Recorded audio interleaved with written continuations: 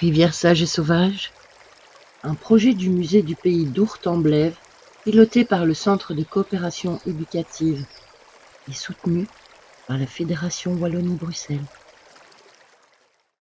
Je m'appelle Marie Troquet. Donc moi j'habite actuellement, donc là on est aujourd'hui dans ma nouvelle maison à Oni. Alors le jour des inondations, ben moi j'étais pas là. Donc j'étais partie en vacances. Par contre mon compagnon Julien était présent dans notre maison. Mais donc j'ai suivi cette montée des eaux toute la nuit par message, par vidéo. Et, euh, et voilà, je me sentais un peu totalement impuissante en fait, à distance. Oui.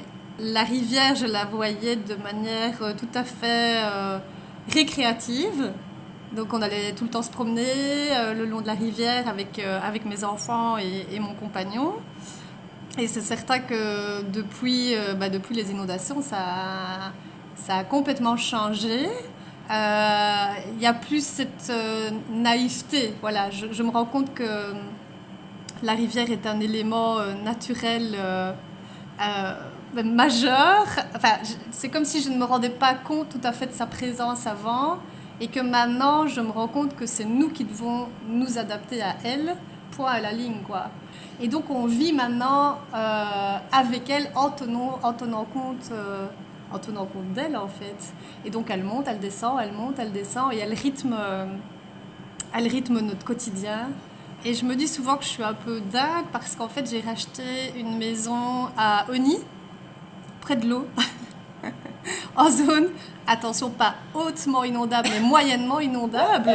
Et du coup, en fait, je me rends compte que j'ai habité pendant 10 ans près de l'eau, dans la vallée de l'Ourthe, et que mon cœur y était, tout simplement.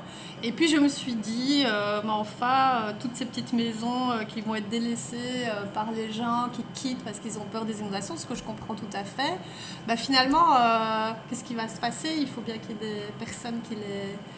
des personnes qui les rachètent et qui s'y installent. Il ne faut pas que la vie parte, quoi. Je veux continuer à vivre près de l'Ourthe, mais de manière différente, en l'appréhendant de manière tout à fait différente. Alors qu'est-ce qu'on fait et comment on fait pour améliorer les choses? Parce que je me dis, mais quoi, tout le monde va fuir toutes les zones inondables, qu'est-ce que ça va devenir? Ce sont souvent des vieux villages, des cœurs de villages qui ont un historique énorme, un passé énorme. Et on va faire quoi? On va tous monter sur les plateaux et délaisser les vallées. C'est pas, je vois pas les choses comme ça en tout cas. Je veux dire, je pense qu'une partie du combat, c'était comme on a dit justement d'acheter une maison en zone inondable. Alors oui, forcément, je vois de manière beaucoup plus générale, ça me renvoie évidemment à mon approche de la protection de l'environnement qui était totalement insuffisante avant les inondations.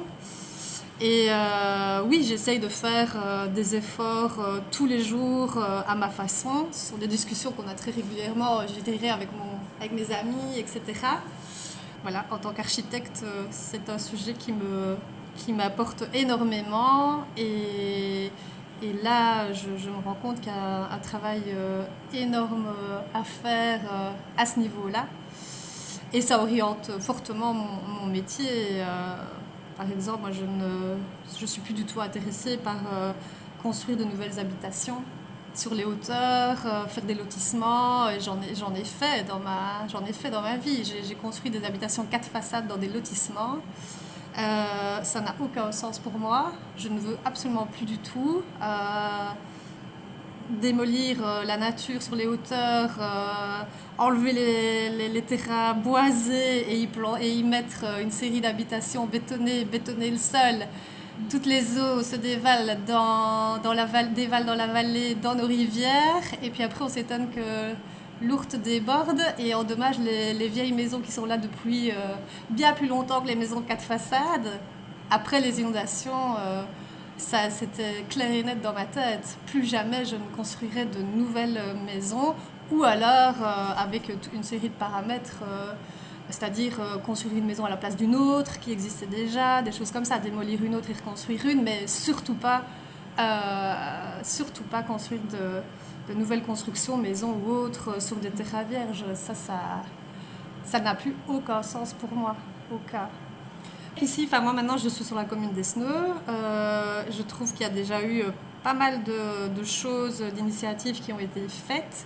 Et notamment, une des premières, c'est que tous les campings ont été, forcément par les inondations, ont été démolis, mais surtout, on n'a pas permis de réimplanter ces campings-là. Et ça, je trouve que ça, c'est une des premières choses qui était urgente à faire. Ce qui permet aux personnes déjà d'être en sécurité ailleurs. Et aussi, clairement, ça permet à l'ourte de pouvoir s'éteindre, pas sur des zones d'immersion, en fait, comme ils appellent ça. Donc ça, c'est une première chose. Et la deuxième chose, ça c'est ce que j'ai dit tout à l'heure, s'il y a des nouvelles constructions à faire parce qu'on manque de logement ou quoi, ok, s'il faut les réfléchir de manière tout à fait intelligente, de manière beaucoup plus réfléchie, c'est-à-dire densifier l'habitat à certains endroits pour avoir des zones à d'autres endroits beaucoup plus libres d'habitat. Et dernière chose, je dirais que c'est inciter plutôt l'achat et la rénovation de vieilles maisons, de vieilles habitations. Il y a un enjeu énorme et je crois que les communes ne sont pas encore... sont loin d'être au point. En tout cas, elles mettent d'autres sujets en priorité et ça me tracasse fortement, oui.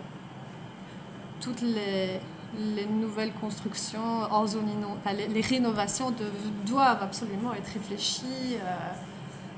Et ça, je me dis qu'il faut apporter aussi ces conseils-là aux personnes qui ne sont pas dans le métier et qui, voilà, Par exemple, il y a un truc important que je souhaite dire, c'est qu'il y a quelque chose qui m'a énormément choquée après les inondations. Ça, c'est un truc, ça m'a choquée. C'est que je trouve ça extrêmement dommage qu'on n'ait pas profité des inondations. Alors certes, on était dans l'urgence et ça s'est passé en juillet et que la période de chauffe allait arriver en octobre. Mais je trouve ça... on a manqué quelque chose, c'est de profiter du fait qu'il y avait déjà énormément de foyers qui avaient perdu leur système de chauffage et profiter de cette zone-là pour obliger, au travers des compagnies d'assurance par exemple, obliger ces personnes d'installer un tout autre système de chauffage. Et c'est-à-dire de ne plus remettre de chaudière mazout avec des cuves mazout. Alors ça, c'est génial. Je pense que la plupart des personnes ont remis une chaudière mazout avec une cuve mazout. Donc on a fait pile poil, donc on a pollué l'environnement de manière catastrophique avec toutes les citernes qui se sont déversées. On a pollué l'habitat des gens où on vit encore, certains avec des odeurs, où c'est emprisonné dans les murs. Et très très vite, alors je comprends qu'il fallait se chauffer très rapidement et préparer l'hiver. Je comprends que la demande aurait été trop importante par rapport à l'offre, donc tout ça, ça aurait été très compliqué à gérer. Mais malheureusement, je pense qu'il y avait moyen de se remuer, de se retrousser les manches dans l'urgence au niveau fédéral à ce moment-là, et clairement au niveau fédéral, d'imposer et de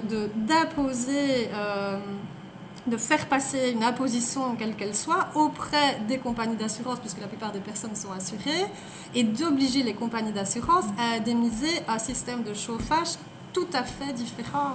Là, on a été le plus... Alors moi, quand j'ai vu tout le monde à Poulseur remettre vite une citerne à mazout, une chaudière à mazout, c'est quelque chose qui m'a énormément interpellée. Ouais. Je me suis dit, ça y est, on recommence. La prochaine inondation, tout le mazout repart dans l'eau, c'est parti. Et ça, c'est triste parce que il y a beaucoup de choses qui auraient pu... Ça, c'est un exemple parmi d'autres, mais il y a plusieurs choses comme ça au niveau de la rénovation des habitations qui ont été inondées, qui auraient pu être profiter de cette période-là pour obliger à prendre toute une série de mesures, comme changer de système de chauffage, comme imposer une meilleure isolation, par exemple. Vu que toutes ces personnes-là ont dû engager des travaux très importants, c'était l'occasion de mettre en place une série de choses pour améliorer de manière énergétique leur habitat. Et tout ça, c'est lié à l'environnement et c'est lié de manière indirecte aux inondations.